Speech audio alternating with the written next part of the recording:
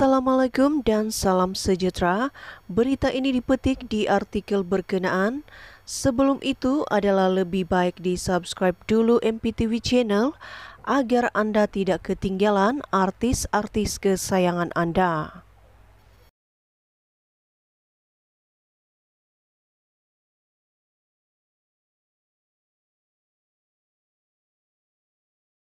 Dipetik dari Kiratan Akhbar, hangat diperkatakan baru-baru ini apabila kehadiran pendakwa bebas Ustadz Wandi Anwar yang hadir ke majlis perkawinan pasangan selebriti Jananik dan Dini. Ustadz Wadi bagaimanapun tampil memberi penjelasan berhubungan perkara tersebut.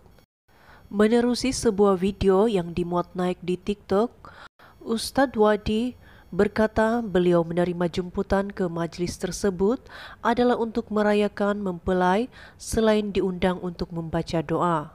Saya dijemput untuk menghadirkan majlis perkawinan dan baca doa.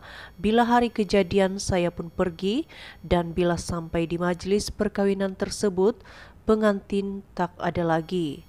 Kemudian selepas beberapa menit, pengerusi majlis memberi sedikit kata-kata pembukaan dan kemudian dia umum untuk saya baca doa dan pengantin belum tiba. Belum menjelaskan bahawa selepas ketibaan pengantin beliau memberitahu pembantu peribadinya untuk terus pulang dan tidak dapat berada di majlis itu sehingga selesai. Jadi saya baca doa di majlis itu, saya tak tahulah apa yang riuh. Selesai baca doa, saya pun duduk kembali dan selepas beberapa minit diumumkan ketibaan pengantin.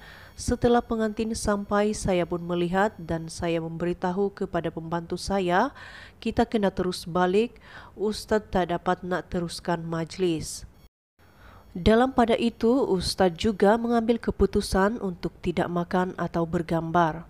Jadi saya ambil keputusan untuk tidak makan, tidak bergambar.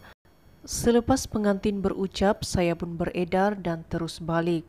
Saya pun tak tahu apa yang akan berlaku. Saya hanya dijemput untuk makan kenduri dan baca doa, tetapi apabila melihat keadaan begitu, saya terus ajak pembantu saya dan kami balik.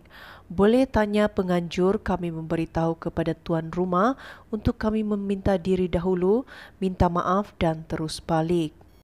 Tambah beliau lagi, apa yang dilakukan itu adalah bertempatan dengan ajaran agama Islam, iaitu tidak memberi sebarang tanggapan buruk terhadap orang lain. Itu yang diajarkan oleh agama Islam, kita tidak memalukan orang, tidak menimbulkan persepsi dan negatif, tidak menjatuhkan tuduhan fitnah kepada orang, hukum tetap hukum, tetapi dalam masa yang sama kita tidak mengaruhkan keadaan atau menimbulkan fitnah. Alhamdulillah, tenang pengantin pun okey, tak ada rasa apa-apa. Saya pun menghadiri kenduri kahwin itu, iaitu wajib, dan apabila sampai baru saya tahu keadaan itu. Saya terus beredar dan itulah yang diajarkan oleh Islam.